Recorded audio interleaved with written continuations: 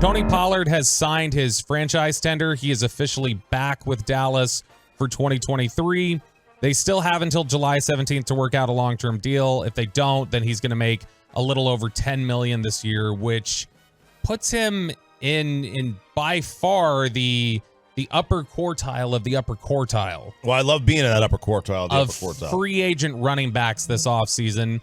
And I know you had said, why sign it? Like why say? My thought is, did he get any sort of, uneasiness, any shakiness, thinking, boy, looking at what the running back market's getting right now, maybe the Cowboys would pull this. And I'm not saying I heard this or that they were going to. It just made me wonder if that was the urgency for him to make that. Man, let me tell you something. If the Cowboys did that, you want to talk about a bad look. That is an awful look if you pull a franchise tag because you're seeing them, because your own people misjudge the market and you're seeing it change. You want to talk about an awful look? That's it right there. The last time that a player had the tag pulled that I can remember, do you remember Carolina did it with Josh Norman? Where Norman got tagged after the Super Bowl year. He had that breakout year in 2015 with the Panthers. They tagged him.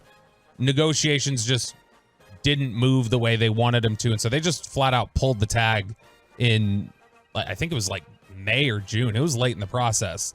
And then that's how he ended up in, I believe it was Washington, because they went ahead and pulled the tag. So it's not totally unprecedented, but I think it's usually for more contentious negotiations than I would guess this Pollard one is going, but maybe that was it. Maybe they just looked at it. A look at the running backs that have signed this offseason, Chop. This is just on average annual value. Miles Sanders, 6.25, 4 years, $25 million.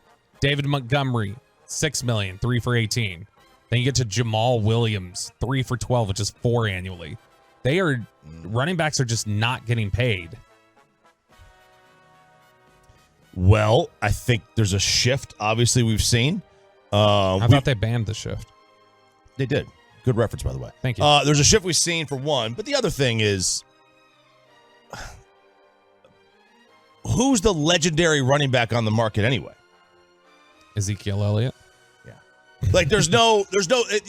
Adrian Peterson's not a free agent, but Miles Sanders is a better player than than Tony Pollard, wouldn't you think? I absolutely. And Miles Sanders getting $6 million compared to 10 that Pollard's going to play on. Yeah, but the point is that the reason I think none of these free agent deals are going to be any big or have been very big from the running back position is twofold. One, obviously the devalue of the position, but also there is not a great running back on the market.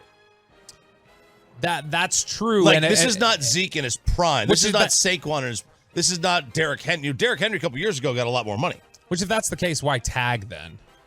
Exactly. No, I know. I'm just saying. There you go. I've been saying that. Why tag this guy? He ain't gonna get. Would you? So mad. Would you rather? But like, let's say you lock into David Montgomery gets 3 for 18. Would you rather lock yourself into $18 million for 3 years on Pollard, or just the 1 year franchise tag and walk away next year?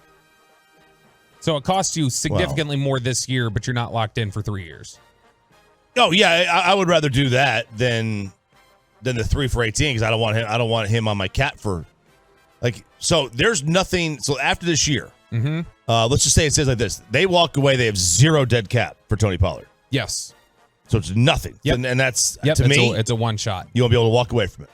Walk away, have no liabilities on your ledger, and let's go. The other headline relating to the Cowboys and running backs is a running back who's not even here with the Cowboys anymore, but it's still something that's of interest to a lot of Cowboys fans, particularly because of one team that's involved here, or that I guess they'd like to be involved.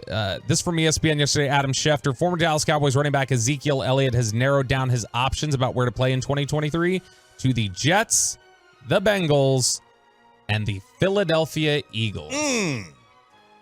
Now, there may be a little bit of a factor here of, unrequited love.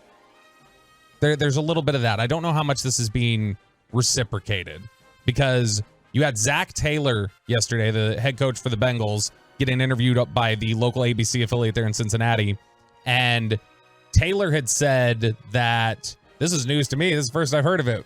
We like our guys, a lot of good players out there, but it's funny. Sometimes the first you hear of any interaction like this is when you get asked about it, and this is one of those times.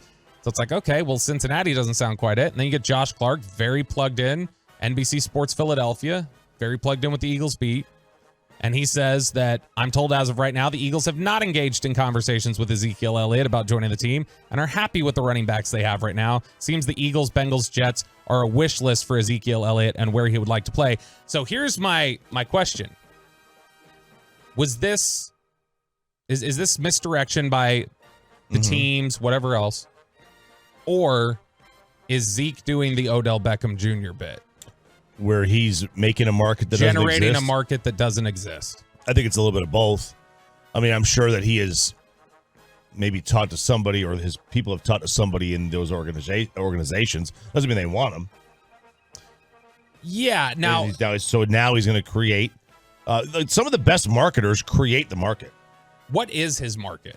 Like if we're just talking about market value, what would you like when we hear what those players go for? Jamal Williams, in terms of, what would you think his contract What did Jamal Williams get? Jamal Williams was 3 for $12, so $4 million a year. Man, I'll tell you, if I was the Lions, I'd have kept him instead of David Montgomery. For cheaper. Yeah, I mean it's $2 million cheaper. Yeah, and I think Jamal's just as good. But what what Zeke's going to probably end up playing? I would guess when Zeke finally signs a deal, we're probably looking at 2 for $6. Yeah, I think Zeke's going to get a 1 year. I think he's going to sign a 1 year deal. Can you afford to do that as a running back, though? No. These prove-its when you're that age and you're that workload? I'm just saying he may just be forced to. He may be forced to sign a 1 year deal. Maybe 2 year, maybe 2 for $6, 2 for $5.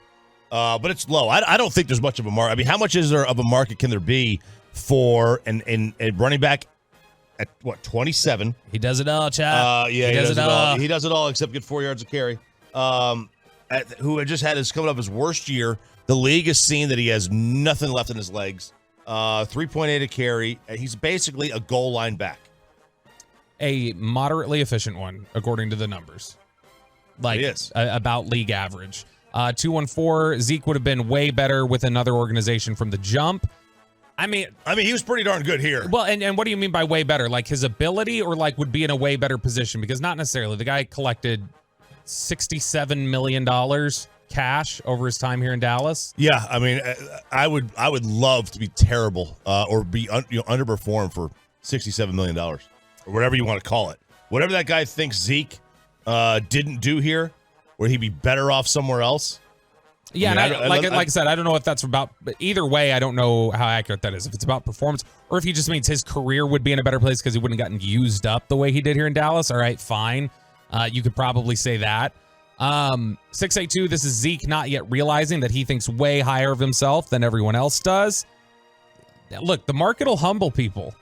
The market's done that to people before. I think he's not a free agent, but I think right now that's what is occurring a little bit with DeAndre Hopkins, that he's realizing there's not the clamoring. I think Odell Beckham Jr. is realizing that right now.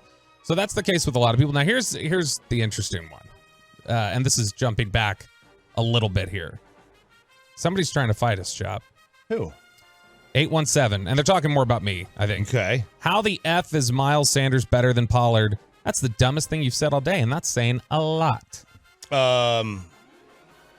Miles Sanders has been incredibly efficient his entire career, has shown, at least to me, I think, a better consistency when he's asked to run all 3 downs. There were times last year you saw with Pollard where, what was it? There was in the December, like I think it was against Jacksonville or whatever, one of those games, he had like 10 for 19 and things like that. The biggest thing with Miles Sanders is just it's something that we talked about a little bit with Pollard here. They didn't use him very much. His final 2 games of last year, against Philadelphia, 9 for 19, against Washington, 7 for 19. There's a little bit of, it's not quite the Barry Sanders hit a wall, boom, gone for 70. But there's a little bit with Pollard of not quite being consistently picking up 4 to 5 to 6 yards. I do think that's Miles Sanders. Miles Sanders generally, I think, is pretty consistently 5, 6, always falling forward, tough runner, really well-rounded. I mean, they're both good players, but I mean, Miles Sanders has shown that he can be the lead feature back. He just has. 214. Ezekiel Elliott needs to go to a new football league like USFL or the XFL and be a star. Now, Peyton, how great would that be for you? Oh, yeah, you'd love that. Then you really would be wearing the proper jersey to Renegades games. You wouldn't. The authentic jersey, by the way, $120 at the Cowboys Pro Shop when I bought it. By the way, do you know what I come down on the position. I always thought it was dumb to burn jerseys. I still think it's dumb. Agreed? Burning a jersey. It's so dumb. I mean, if you want the views and stuff on social media, then I mean, you can do it. But here's where I have an even bigger problem than burning the jersey. I would rather you burn a jersey 10 times out of 10 than Chop. Have you seen this new social media craze where they lay down the jersey and they get the lighter out, and then instead of the lighter, they close it, and then they drop a note on it that says, "Thank you, 21," or something like that. That's what I need to do. Where it's like, I'm going to look like I'm going to burn it, but no, thank you. Nothing but thankfulness. Nothing but love. I'm like, nothing but thankfulness. That is so cheesy. Incredibly soft. Well, what about the ones? Social media fan grandstanding that's worse to me than somebody who would burn a jersey. At least there's genuine passion behind burning the jersey. There's no passion behind burning a jersey. I think there is. They're angry. You're trying to get your clout up on the gram.